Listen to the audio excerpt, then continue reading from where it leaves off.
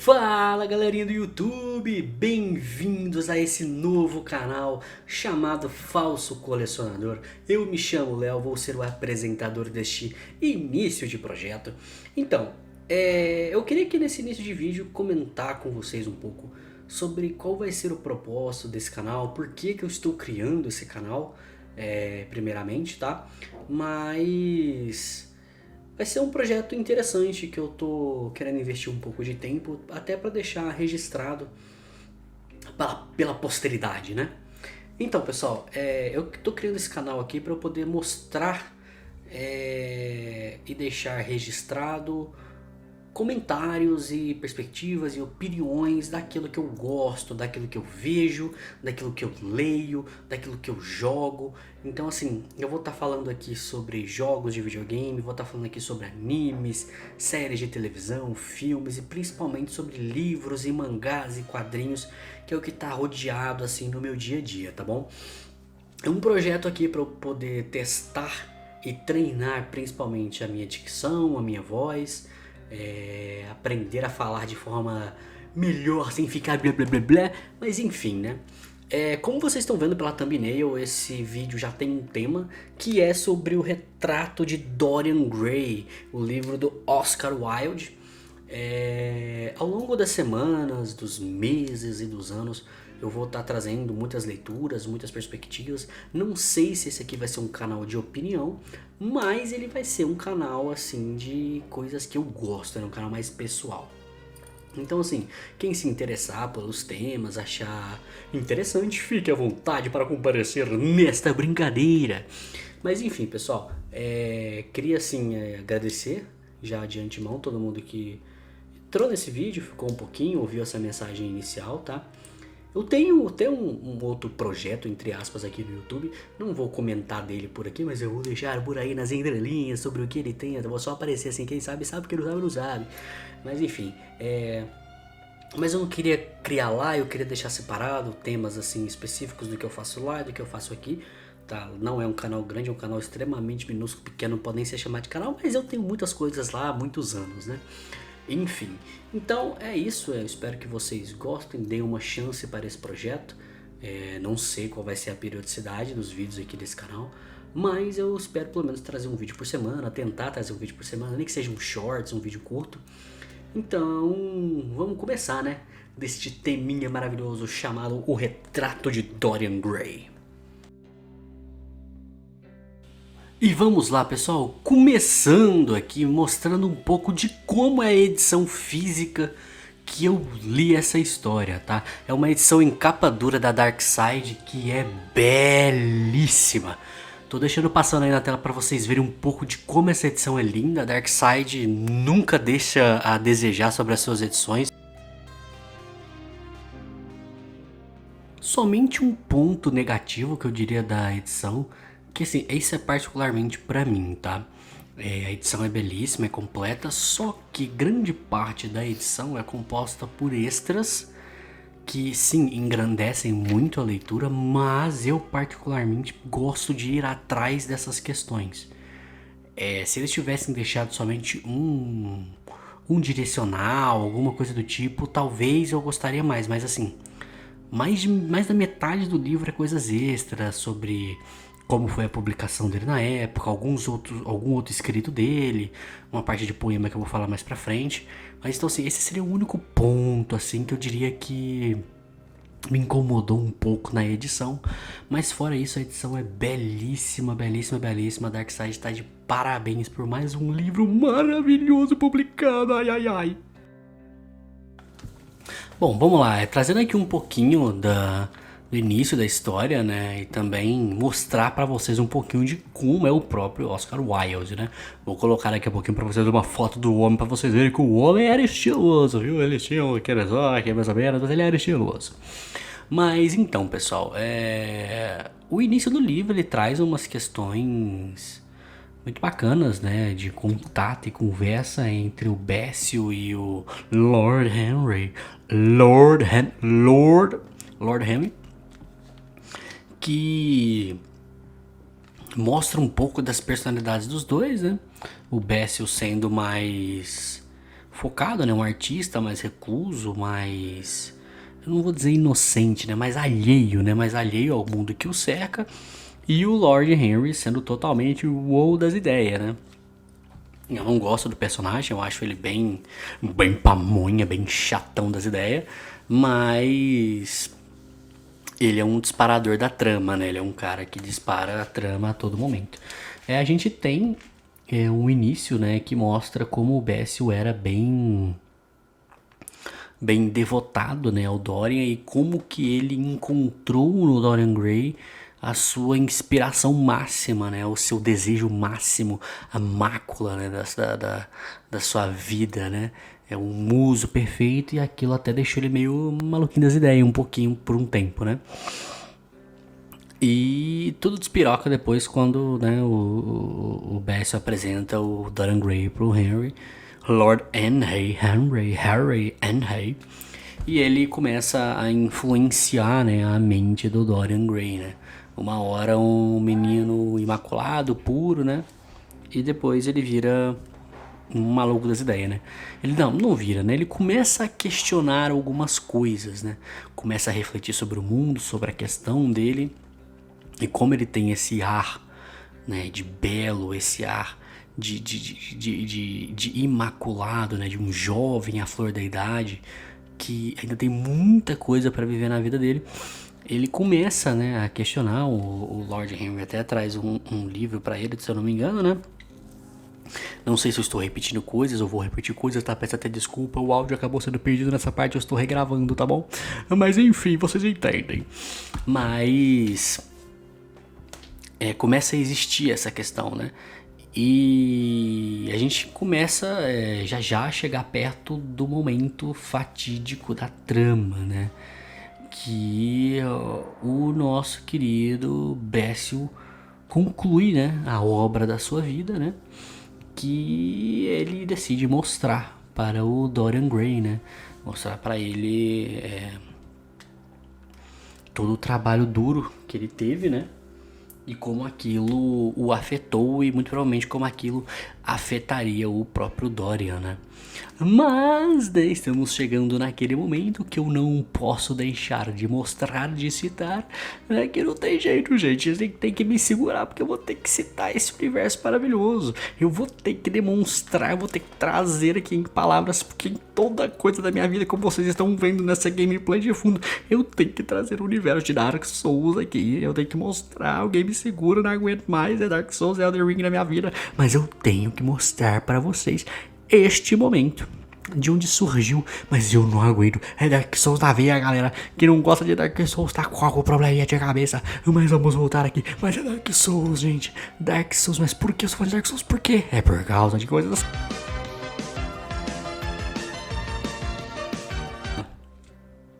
Eu vou ter que citar aqui Elden Ring, né?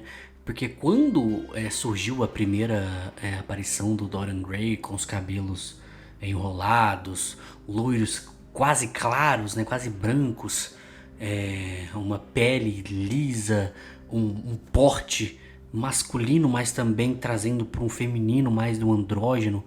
Um cara belíssimo, né, assim, diferente, mas belo, um cara que consegue atrair tanto mulheres quanto homens, né, que é o que a beleza, né, que essa sedução que o Dorian tem traz.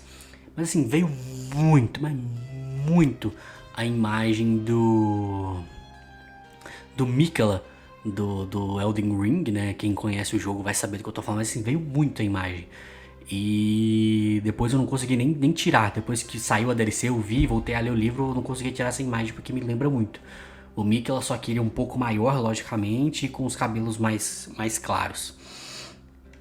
Mas assim, a gente tem essa descrição do Dorian, que ele é essa pessoa que assim, você bate o olho nele, você sente a energia da juventude, né? Como o Guy gosta de falar do Naruto. Você sente essa energia que ele traz, que ele demonstra, do jeito que ele fala, do jeito que ele anda, da própria pessoa do Dorian Gray, um retrato, uma escultura, né? Então assim, e a gente vê a empolgação E a idolatria que o Bessel vai tendo pelo Dorian, isso vai assim, isso vai escalonando ao longo do livro, que você fica assim, caramba, o maluco tá totalmente fissurado, meu velho.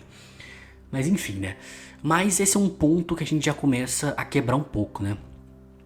Este Dorian do início é um Dorian inocente, é um Dorian jovial, é um Dorian que não viveu absolutamente nada do mundo ainda, é totalmente assim, imaculado, né? Esse é o Dorian inicialmente. E eu até gosto deste Dorian do início, não do fato dele ser inocente, mas assim, o começo da transformação dele eu gosto, porque é interessante ver ele descobrindo, né? Mas tem todas as questões e acontece uma coisa que o próprio Bessel não queria que acontecesse, né? Era relutante, mas ele apresentou Lord Henry, Lord Henry, Lord Henry para o Dorian e aí despiroca tudo, né? Porque o Dorian, como uma mente imaculada, uma mente jovem, sem conhecer o mundo, conheceu um cara que é totalmente instigador, sabe? Totalmente instigador. Ele questiona, ele induz. Então, assim, ele é um típico cara, assim, filha da mãe mesmo. Eu não gosto do personagem. Ele é um bom personagem, por isso que eu não gosto dele. E ele dá um livro pro Dorian, não vou lembrar qual agora, em que o Dorian lê e fica fissurado.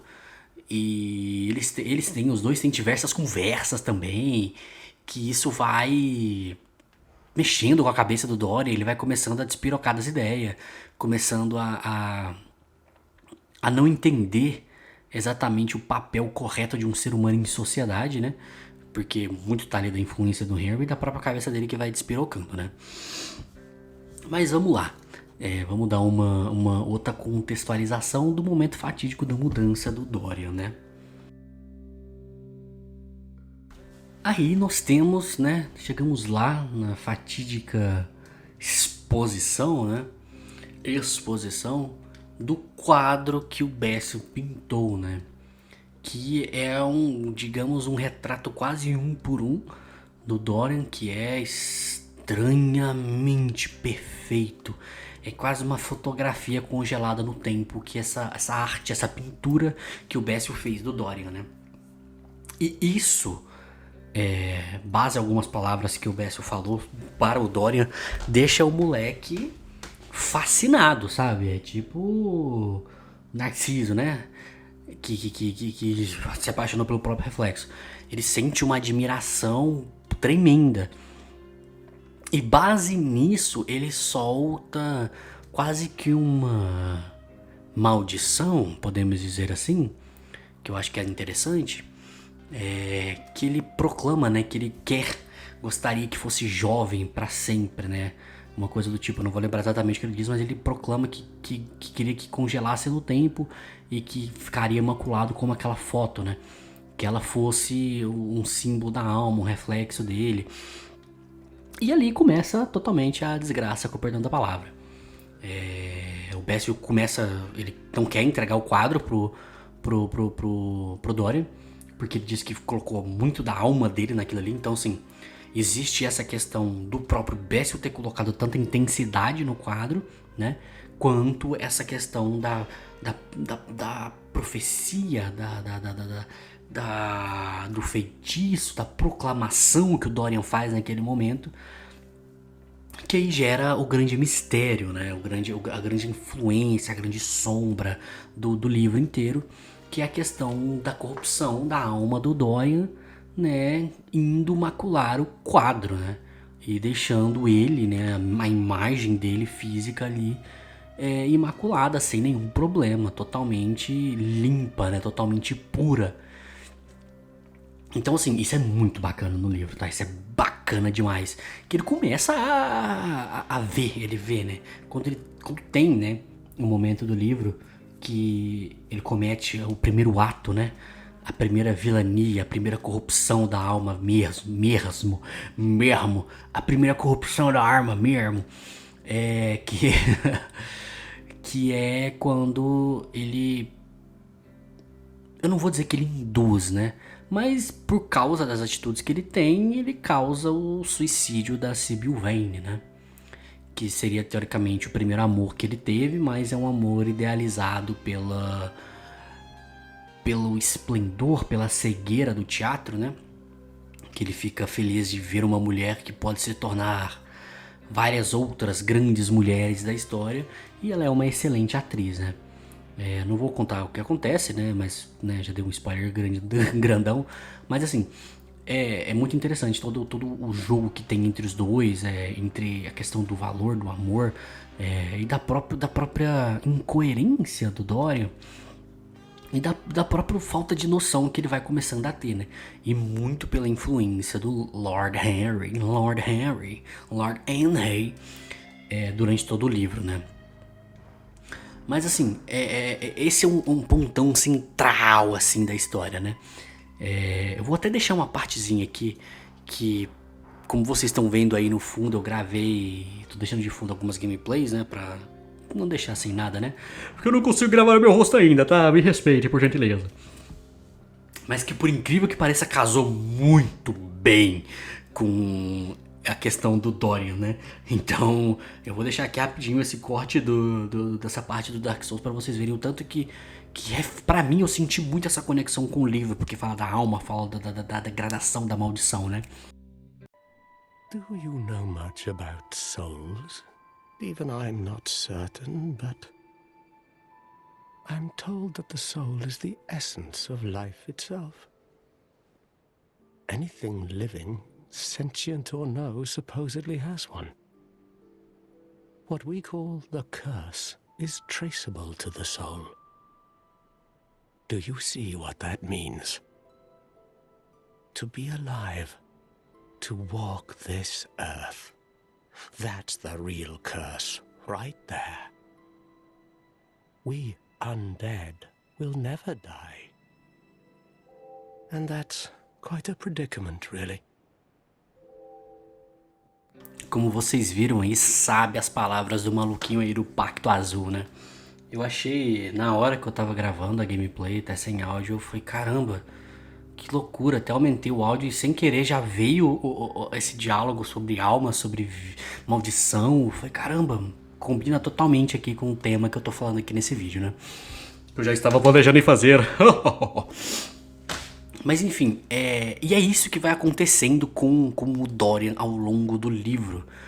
Tem muitas coisas que o Oscar Wilde ele deixa nas entrelinhas, ele não expõe diretamente, mas que é muito bacana da gente ver. É muito bacana da gente ver. Então assim, a gente vai pegando uns pontinhos ali de conversas que as pessoas dizem sobre rumores que vão acontecendo, e a gente começa a ver que o Dorian despirocou total da cabeça, mané. Ficou malucão. Ele... Não é que ele despirocou, né? Ele vira literalmente uma pessoa devassa ao extremo. Porque as maculações, né, da sua alma, elas não acontecem. Os anos vão se passando e a beleza jovial dele continua. Ele não tem marcas de sofrimento, marcas de tristeza, do peso da idade que todos nós vamos tendo. Ele não tem. Porque essas coisas vão tudo vai sendo maculado no quadro, né? E essa é a questão da maldição, né? Que o quadro começa a receber toda a corrupção que o Dorian vai fazendo, né? E isso ele prejudica pessoas, reputações, ele acaba com a reputação de mulheres, de pessoas, né? Então, assim, e tudo isso vai culminando, até a gente chegar nos momentos finais do livro. Alerta de spoilers!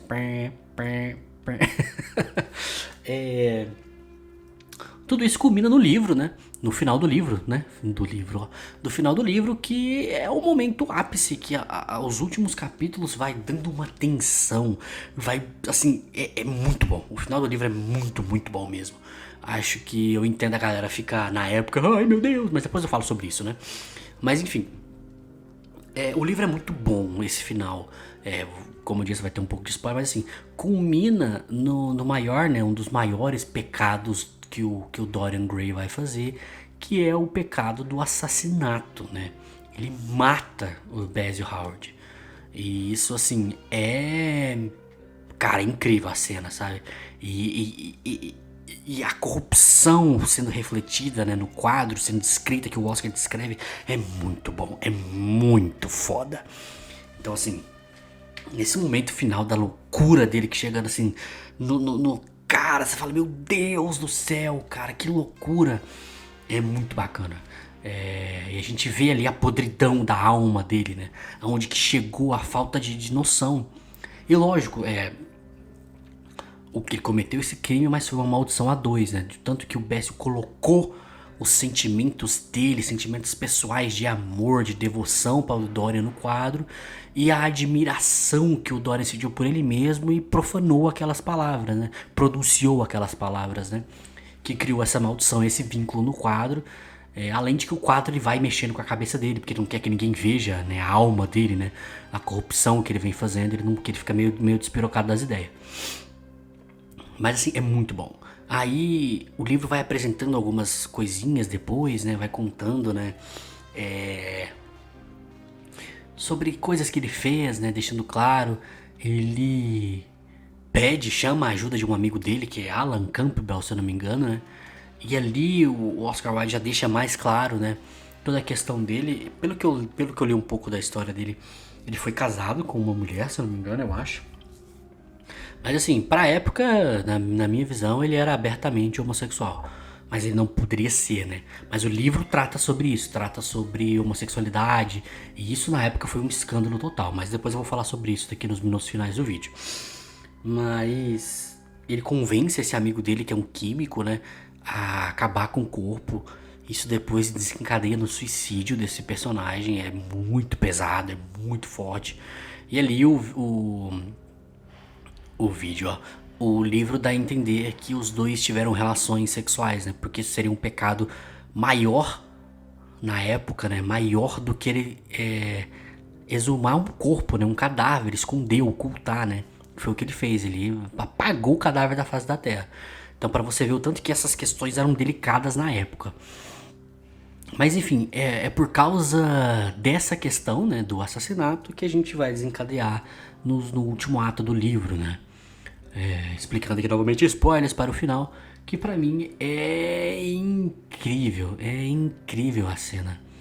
O Dorian, ele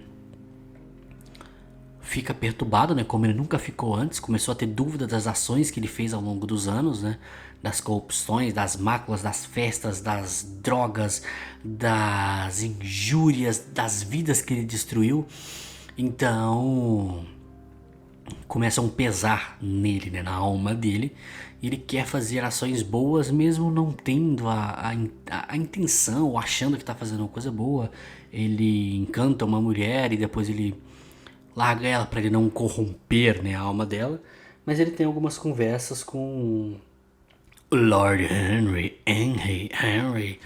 que ele, mais uma vez, ele fala o que tem que falar, né? Ele critica, ele dá apontamentos, ele pede pro Dorian não mudar, porque não adianta mais. Então, assim, ele é sempre esse instigador, né? Que quer fazer o Dorian manter nesse estilo de vida maluco, né?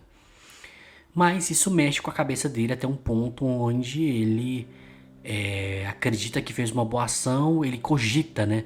Ele pensa, nossa, talvez eu consiga reverter a situação do quadro, talvez eu consiga limpar a minha alma, purificar a minha alma. E quando ele vai até o quarto onde ele deixa o quadro, ele vê que na verdade nada mudou e até o quadro está pior do que estava antes, né? Mostrando ainda essa podridão da alma dele. E nesse momento a gente tem o clímax do livro, que é incrível, que é a morte, né? A morte pelo espelho, onde ele decide destruir o quadro, né? E ao rasgar o quadro, ele rasga a si mesmo e a maldição, né, meio que quebrada, e ele vira o que ele sempre foi, né? É um ser humano podre, ressecado, cheio de marcas de tanta coisa ruim que ele fez, né? Consigo com os outros, né? O peso das ações que a gente fala, né? Que a tristeza, a dor, a raiva, os pecados deixam marcas no corpo e no final o corpo volta nesse estado, né? Que é um final muito bacana na minha opinião. Então, assim, esse até acabei descrevendo um pouco do livro, né? Mas, assim, eu gostei muito, muito, muito, muito mesmo. Agora eu vou falar só um pouquinho de como um livro gera consequências absurdas, né? Tá dependendo do tempo que ele foi publicado. Galera, eu acabei falando um pouquinho aqui do livro, né? De tudo que... Acabei fazendo uma descrição das partes que eu gostei, que me marcaram. E assim, o livro é muito bom, ele é intrigante, ele é um livro curto até. Pra quem quer ter a oportunidade de ler, por favor, pode investir. Essa edição da Dark Side, mesmo com essa questão que eu falei dos extras, que pra mim é incômodo, mas pra muitas pessoas é muito interessante. E é interessante, tá? Pra quem quer entender da história. O que eu vi um pouquinho a mais, que eu procurei, é que assim, ele foi praticamente condenado na época, porque o livro dele foi considerado criminoso e incentivo a práticas libidinosas e indecentes na época que a gente tá falando da Londres de 1890, né? Então assim, se hoje a gente ainda tem um montante enorme de preconceito, de racismo, de xenofobia, de qualquer coisa, pensa naquela época, meu irmão. Ah, lá o bagulho era maluco das ideias. Lá o bagulho era pesado. Lá era esquisito. Mas enfim, e ele foi condenado, sabe? E assim, ele teve que fazer uma defesa própria. E ele foi muito forte em defender o livro dele, tá? Porque o livro realmente retrata sobre essas questões de toques de homossexualidade, de amor, de pecado, de corrupção da alma, né? Que ele critica também um pouco dessa aristocracia dessa época. Tem alguns toques também do Jack, né, estripador, que viveu em épocas próximas, tá?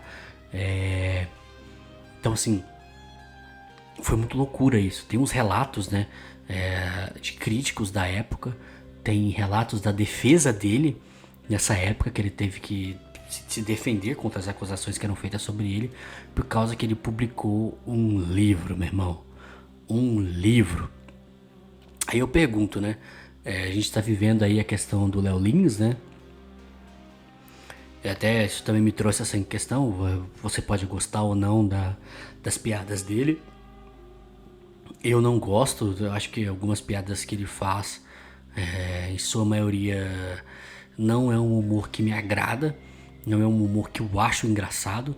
Tem certas coisas que ele fala quando não é direcionada a algum tipo específico, eu posso até achar graça de alguma situação, mas em geral eu não acho graça.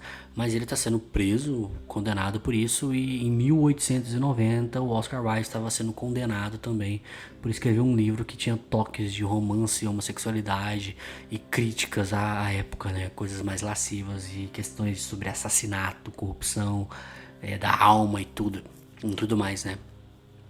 O mundo é mundo desde sempre, né? Então a gente fazer esse paralelo eu acho interessante. E então assim, pessoal, é isso, né? Eu fico muito feliz, eu vou ver como é que ficou o vídeo, não sei. Se vocês estão vendo esse vídeo é porque eu gostei do resultado ou simplesmente estou apostando. E é isso, a vida tem que ser uma aposta. Meu Deus do céu, alguém me ajuda, socorro. Brincadeira. Mas vai ser nesse estilo, tá? Vai ser uns vídeos de comentário, uns vídeos de reflexão. Alguns vídeos vão ser mais malucos da cabeça, que eu vou falar mais, vou gritar mais. Esse vídeo aqui é mais ponderado, pra falar de uma história mais ponderada.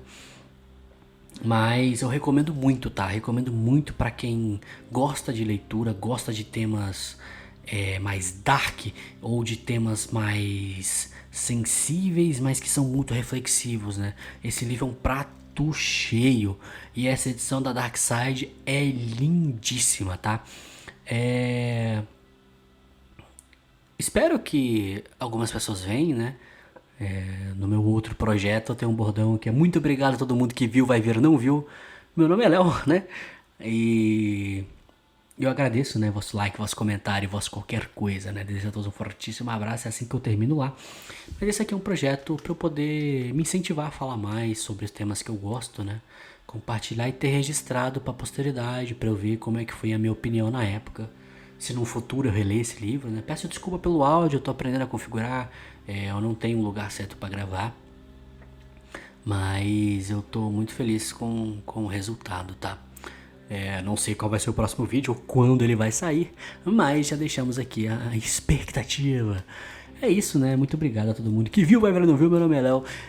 Geralmente eu faço lives e vídeos para uma pessoa só, quem sabe no futuro para mais pessoas. Esse é o nosso objetivo. Eu agradeço imensamente o vosso like, o vosso comentário, o vosso qualquer coisa. Eu desejo a todos um fortíssimo abraço, meus queridos. Léo se despedindo de vocês. Agradeço novamente pela oportunidade. Espero que as coisas melhorem daqui pra frente. É um ótimo livro, uma ótima leitura, um ótimo tema. É isso, meus queridos. Valeu, um forte abraço a todos e tchau, meu povo! Forte abraço!